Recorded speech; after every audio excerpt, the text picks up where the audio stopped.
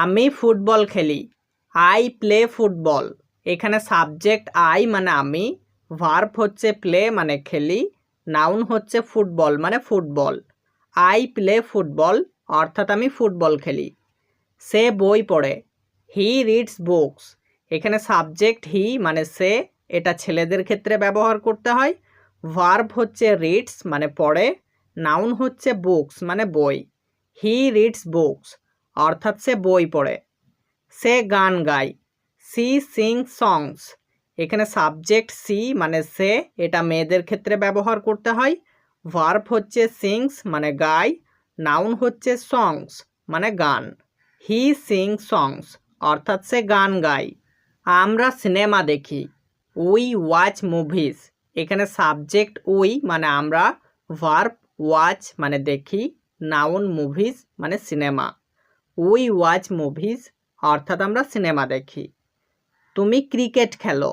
You play cricket. এখানে subject you মানে তুমি, ভার্ব প্লে মানে খেলা, নাউন ক্রিকেট মানে ক্রিকেট। ইউ প্লে ক্রিকেট অর্থাৎ তুমি ক্রিকেট খেলো।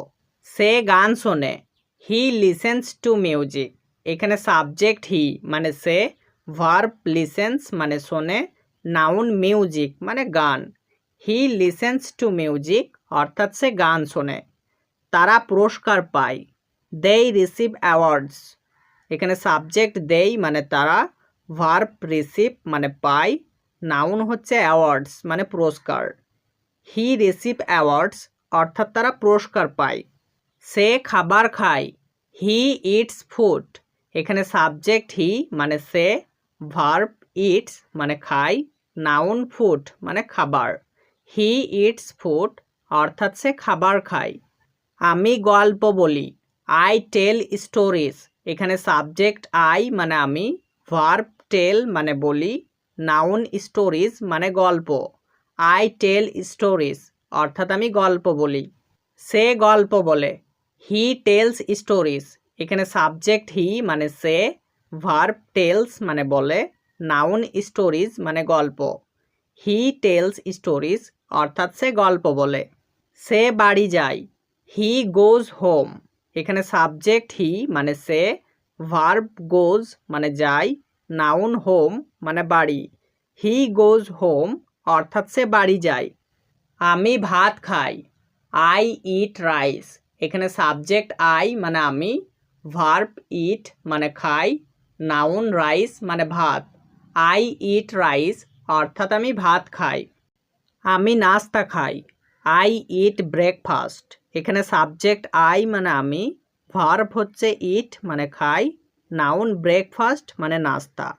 আই ইট ব্রেকফাস্ট অর্থাৎ আমি নাস্তা খাই। তুমি বই পড়ো। You read books.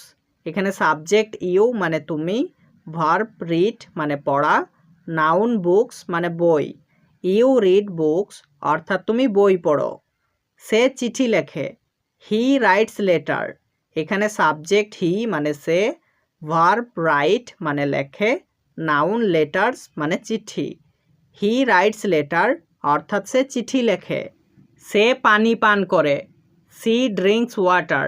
এখানে সাবজেক্ট সি মানে সে, ভার্ব ড্রিঙ্কস মানে পান করে, নাউন ওয়াটার মানে পানি। সি ড্রিঙ্কস ওয়াটার অর্থাৎ সে পানি পান করে।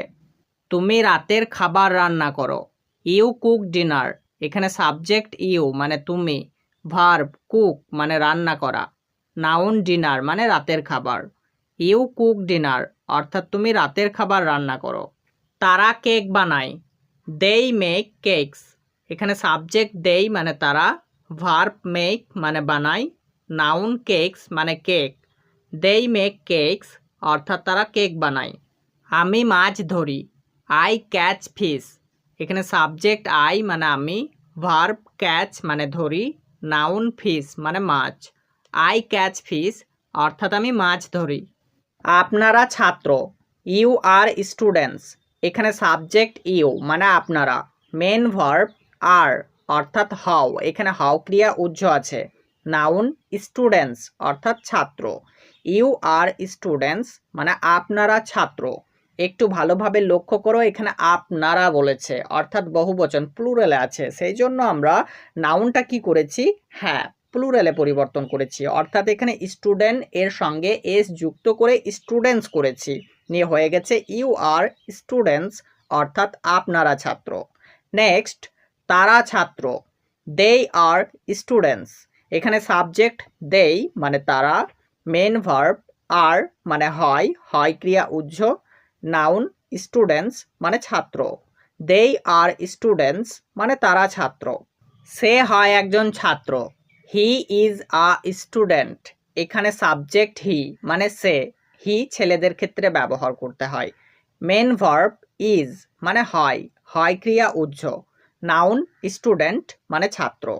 হি ইজ আ স্টুডেন্ট মানে সে একজন ছাত্র বা সে হয় একজন ছাত্র, দুইভাবেই বাক্যটা বলা যায়। সে একজন ছাত্র। এবার আমরা বলবো সি ইজ আ স্টুডেন্ট, এখানে সাবজেক্ট সি মানে সে, এটা মেয়েদের ক্ষেত্রে ব্যবহার করতে হবে। মেন ভার্ব ইজ মানে হয় ক্রিয়া উহ্য, নাউন স্টুডেন্ট মানে ছাত্র। সি ইজ আ স্টুডেন্ট মানে সে একজন ছাত্র। তিনি একজন ছাত্র, আমরা বলবো হি ইজ আ স্টুডেন্ট, এখানে সাবজেক্ট হি মানে তিনি, মেন ভার্ব ইজ মানে হন, এখানে হন ক্রিয়া উহ্য আছে, নাউন হচ্ছে স্টুডেন্ট মানে ছাত্র। হি ইজ আ স্টুডেন্ট মানে তিনি হন একজন ছাত্র বা তিনি একজন ছাত্র, দুইভাবে আমরা বাক্যটা বলতে পারি।